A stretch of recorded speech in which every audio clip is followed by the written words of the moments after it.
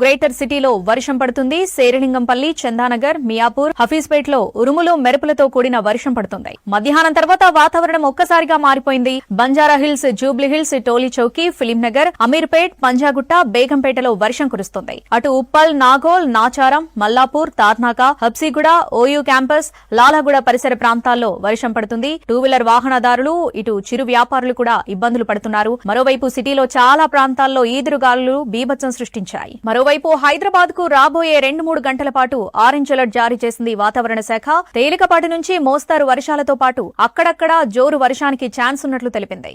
బషీర్బాగ్, హైదర్గూడ రోడ్డులో ఈదురుగాలులకు రోడ్డుపై చెట్టు కూలింది. కూకట్పల్లి, మూసాపేట, జగద్గిరిగుట్ట, హైదర్ నగర్, నిజాంపేట్, కేపీహెచ్పీ, జేఎన్టీయూ, సర్దార్ పటేల్ నగర్ ప్రాంతాల్లో ఉరుములు మెరుపులతో కూడిన వర్షం పడుతుంది. భారీ వర్షంతో వాహనదారులు, వ్యాపారులు తీవ్ర ఇబ్బందులు పడుతున్నారు. డ్యూటీలు ముగించుకొని ఇళ్లకు వెళ్లే సమయంలో వర్షం పడుతూ ఉండటంతో వాహనదారులు ఇబ్బందులకు గురవుతున్నారు.